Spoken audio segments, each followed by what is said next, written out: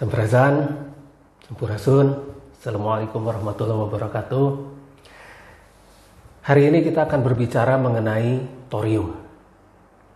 Thorium itu sebetulnya di alam itu bersatu dengan uranium. Uranium dan thorium itu saling meluruhkan dan bersatu. Jadi namanya UTH atau uranium thorium. Nah sebetulnya sejak dulu orang-orang zaman dulu sudah lama menggunakan thorium untuk penerangan dalam bentuk lampu. Namanya lampu Petromax. Orang-orang dulu pasti tahulah yang namanya lampu Petromax. Atau yang seumuran dengan saya itu pasti sudah tahu yang namanya lampu Petromax. Nah, kenapa lampu Petromax itu bisa mengeluarkan cahaya yang pijar dan sangat terang? Dan bahkan dulu itu sangat menjadi andalan orang-orang tua. Ya, termasuk saya juga sebetulnya sudah tua. Nah inilah kaos Petromax. Kenapa kaos Petromax itu bisa memijarkan cahaya menjadi putih dan terang? Alasannya karena kaos Petromax ini mengandung thorium. Nah, thorium itu juga mengandung radioaktif. Nah, ini contohnya. Ini adalah alat untuk mengukur kandungan radioaktif. Radioaktif itu dianggap aman kalau di bawah 0,5. Tapi untuk gamma yang bahaya. Nah, kalau untuk alfa dan beta, orang-orang zaman dulu menggunakan ini dan megang-megang ini sampai sekarang baik-baik saja tuh. Nah, ini akan naik terus. Ini contohnya. Ini naik terus. Nah, kalau misalnya kita biarkan seperti ini, dia akan terus beranjak naik sampai di atas 0,5. Sampai di atas 0,5. Itu dianggap oleh mereka tidak aman katanya.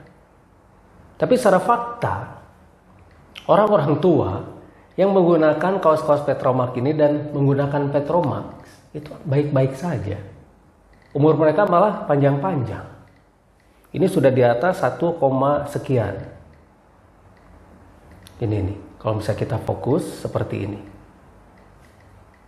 1,17 dan sebagainya, 1,19, 1,21 dan ini terus naik. Nah, apakah ini bisa kita pergunakan untuk menjadi energi yang berbeda? Itu bisa. Energi seperti ini bisa kita pergunakan untuk secara seketika menjadi listrik.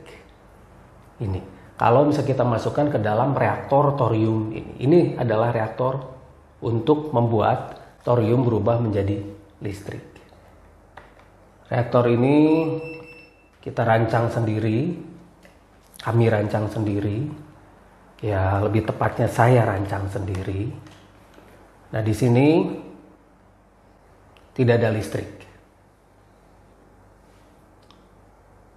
Jadi di sini ini 0. Ini tidak ada listrik ya. Karena ini masih reaktor polosan. Tanpa ada proses apapun. Ini masih 0. Bisa dilihat, ini masih 0. Nah, nanti reaktor ini akan kita masuki ini. Kaos ini akan kita masukkan ke dalam reaktor ini. Kaos Petromax. Sedikit saja itu sudah bisa membuat listrik yang sangat lumayan lah. Besar. Kalau langsung itu sulit, jadi harus dipotong-potong dulu. Jadi kita akan masukkan kaos Petromax ini ke dalam reaktor thorium ini. Kita akan masukkan seperti ini.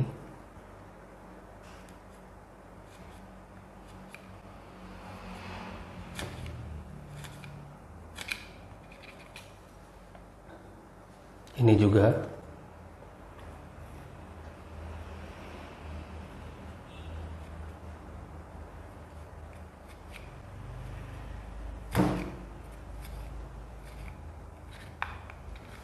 Ini juga kita masukkan. Lalu tiupan ini bukan jampe ya. Ini memang untuk menghilangkan debunya. Ini belum bereaksi, belum ada reaksi. Akan ada reaksi setelah kita beri cairan. Cairan ini bukan asal. Cairan ini juga bukan air minum. Cairan ini kita ambil dari satu kawah di Ciwidey sana, namanya kawah putih. Ini sengaja kita ambil dari sana karena kalau untuk mengakselerasi thorium itu cocoknya dengan air kawah putih ini. Jadi kita kasih dia air ini.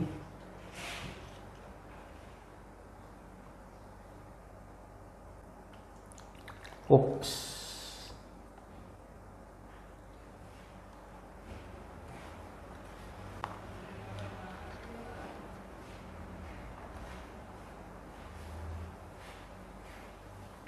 Mesti pelan-pelan.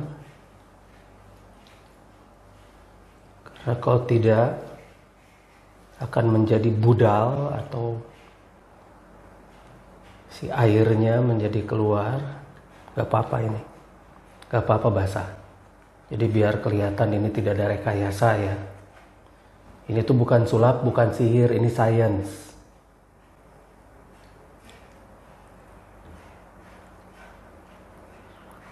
Nah kita isi sampai penuh, sampai banyak.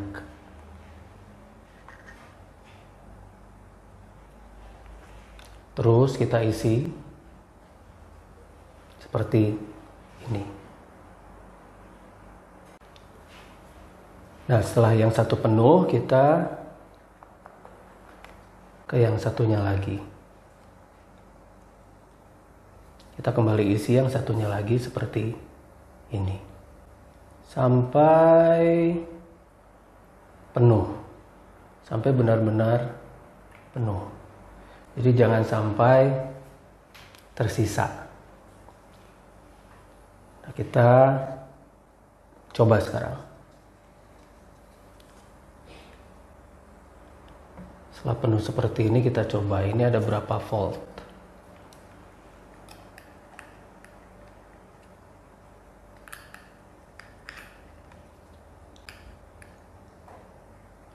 Ini sudah mulai bereaksi.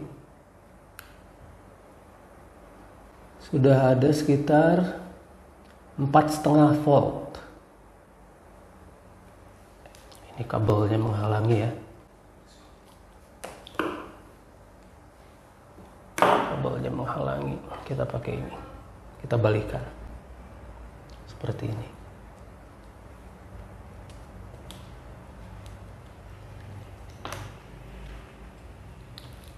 Nah.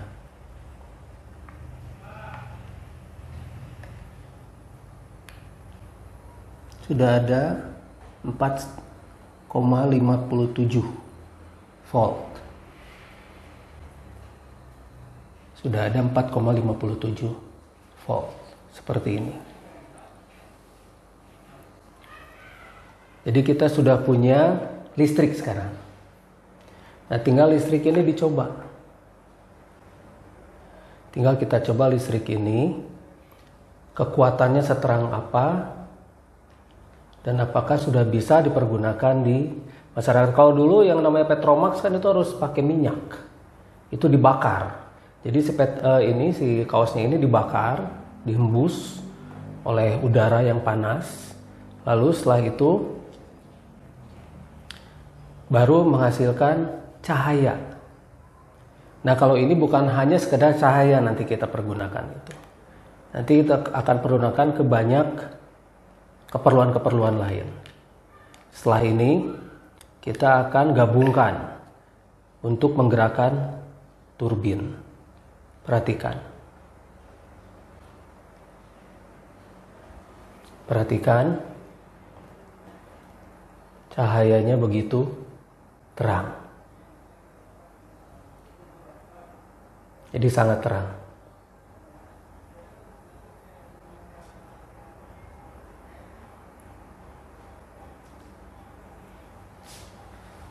Ini juga sudah bisa kita convert ke lampu 220 volt dan sebagainya. Jadi sebetulnya untuk satu reaktor ini secara langsung itu sudah bisa sebetulnya menghidupkan lampu untuk satu rumah untuk 5 itu sudah cukup. Karena ampernya cukup di sini tuh. Ampernya cukup. Kekuatan atau tenaganya itu sangat cukup. Ini sangat terang. Ini lampu, sebetulnya ini lampu 12 volt. Nah, ini akan menjadi jawaban untuk listrik di masa depan. Nanti ini akan kita gabungkan menjadi 4 reaktor untuk menggerakkan turbin reaktor thorium fusi dingin. Jadi, untuk masa depan, setiap rumah itu akan memiliki pembangkit listrik sendiri. Nah, kalau misal pembangkit listriknya itu masih terpusat, itu mudah sekali disabotase. Jadi kalau pusatnya itu diserang atau pusatnya itu dihancurkan, maka seluruh jaringan itu akan rusak. Nah, kalau misalnya tiap rumah itu punya listrik yang mandiri, itu tidak mudah diserang. Jadi negara ini akan sangat kuat ketika rakyat memiliki listrik yang mandiri, dan ini tidak panas, juga tidak, istilah Sundanya, nyetrum, tidak membuat orang kena strum, karena arus ini arus DC, tapi kekuatannya besar. Sebentar lagi kita akan coba gabungkan 4 reaktor ini pada suatu turbin, sehingga kita akan mampu membuat jaringan listrik mandiri yang sangat kuat. Tapi harus di tempat yang berbeda, karena mejanya terlalu kecil. Ayo kita pindah dulu. Iya, kita di ruangan lain, karena tadi ruangan tidak cukup untuk kita memasang peralatan ini. Kita sekarang di dapur. TV sengaja saya bawa ke dapur untuk mendemonstrasikan semua peralatan-peralatan ini. Nah, tadi kan cuma 1 ini ya. Reaktor ini tadi cuma 1. Sekarang kita gabung menjadi 5. 5 reaktor yang menghasilkan arus yang lebih besar lagi. Tadi 4, berarti kalau digabung menjadi 5 menjadi sekitar 20 seharusnya. Tapi ini kita akan menyesuaikan dengan device-device yang lainnya. Jadi sekarang kita coba untuk mengaktifkan reaktor ini. Lalu reaktor ini akan ditampung listriknya oleh yang namanya kapasitor biasa seperti ini. Nah, dari sini dia akan menggerakkan turbin. Ini turbin. Turbin ini menghasilkan listrik yang lebih besar lagi. Lalu dari turbin dia akan masuk ke dalam ini. Ini penampung juga. Hanya ini penampung ini buatan saya. Nah, di dalam penampung ini ada berbagai macam karbon yang sudah diolah, sehingga mampu menampung listrik secara lebih baik. Lalu dari sini, dari Voldran ini, kembali ke tracer. Ini charger. Charger untuk baterai. Nah, dari baterai nanti masuk ke inverter. Inverter sekitar 3000 watt lah. Ini tuh 3000 watt. Nah, dari inverter barulah listrik bisa dipakai. Nah, sekarang kita coba. Ini sudah nyambung. Ini sudah nyambung. Nah, tinggal ini disambungkan ke device yang ada di sini.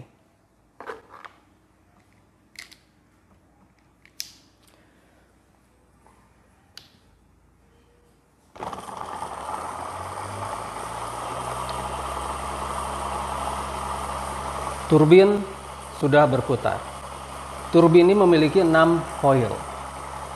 Turbin ini akan menghasilkan listrik yang lebih besar lagi. Sebetulnya turbin ini bisa saja langsung dipakai, bisa saja. Hanya kita akan mempergunakannya secara lebih baik dan lebih smooth atau lebih halus. Jadi ini sekali lagi ini adalah reaktor thorium fusi dingin. Di sini tidak panas ya, tidak ada yang panas di sini. Dan tidak nyetrum. Ini semuanya tidak ada yang panas. Namanya juga fusi dingin. Semuanya tidak ada yang panas. Jadi dipegang ujungnya ini tidak panas. Thorium inilah yang nanti di masa depan akan menjadi pengganti listrik. Nah, ini sudah berputar. Turbin sudah berputar. Lalu kemudian ditampung oleh karbon yang sudah diolah ini. Setelah itu digunakan untuk men-tracing, lalu sekaligus men-charging baterai ini. Dari baterai menghidupkan yang namanya inverter. Nah, inverter menghidupkan listrik.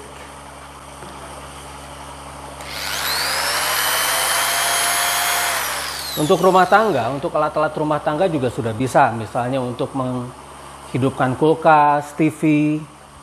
Ini TV. Jadi TV ini sengaja saya bawa ke sini. Ini untuk mendemonstrasikan bahwa mesin ini sudah berfungsi dengan baik.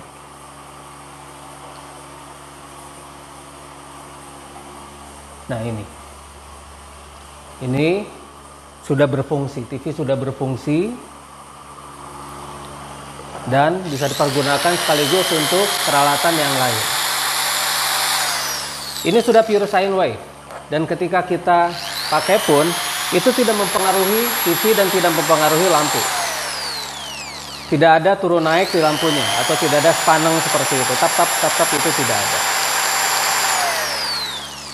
Jadi kita bisa membuat listrik yang relatif lebih stabil. Hanya, nah inilah di kita. Ada Undang-Undang Nomor 31 Tahun 64 yang melarang penggunaan thorium itu. Jadi, device ini atau alat ini tidak akan bisa diproduksi di Indonesia. Karena sekali lagi, ada undang-undang yang melarang untuk penggunaan thorium ini, meskipun ini sangat aman.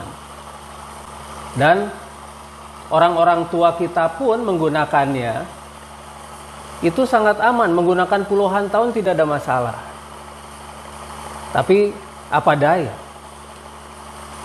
Ada undang-undang yang melarangnya. Karena kalau kita menggunakan ini, apalagi produk-produk yang menghasilkan energi seperti ini sudah menggunakan thorium, itu bertentangan dengan undang-undang, sekali lagi Undang-Undang Nomor 31 Tahun 64 ya. Jadi itu sudah lama sekali ada. Dan Petromax pun sudah lama sekali ada. Di dalam kaos Petromax mengandung thorium, tapi kenapa itu pun tidak dipermasalahkan. Tapi sebaiknya kita tidak bertentangan dengan hukum. Jadi inilah thorium. Tidak akan bisa diproduksi Indonesia. Sekali lagi, tidak akan bisa diproduksi di Indonesia karena ada undang-undang yang melarangnya, yaitu Undang-Undang Nomor 31 Tahun 64. Jadi mohon maaf, meskipun barang ini sudah jadi, ini tidak akan pernah bisa diproduksi di Indonesia. Jadi memang harus diproduksi di luar negeri yang undang-undang tentang thoriumnya masih longgar. Sekali lagi, ini fusi dingin. Ini adalah fusi dingin. Ini sudah berfungsi. Dan ini sudah benar-benar bisa dipergunakan dengan stabil. Untuk peralatan rumah tangga juga sudah bisa kita pergunakan. Untuk AC, untuk kulkas juga sudah bisa. Cuma memang belum saya demonstrasikan di sini.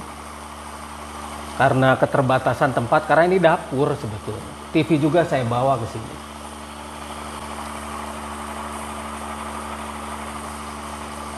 Inilah teknologi masa depan. Jadi kalau misalnya tiap rumah memiliki pembangkit sendiri, negara itu akan menjadi kuat, tidak mudah diserang, tidak akan bisa disabotase di satu tempat. Jadi ketika pembangkit listrik yang terpusat itu mudah sekali disabotase. Begitu terputus, semua listrik di seluruh yang terhubung dengan pembangkit listrik terpusat itu akan putus. Tapi kalau mandiri, tiap rumah memiliki pembangkit listrik mandiri, itu sangat sulit disabotase. Sampai jumpa lagi di penemuan-penemuan saya selanjutnya. Sampurasun, Sampurasun. Wassalamualaikum warahmatullahi wabarakatuh.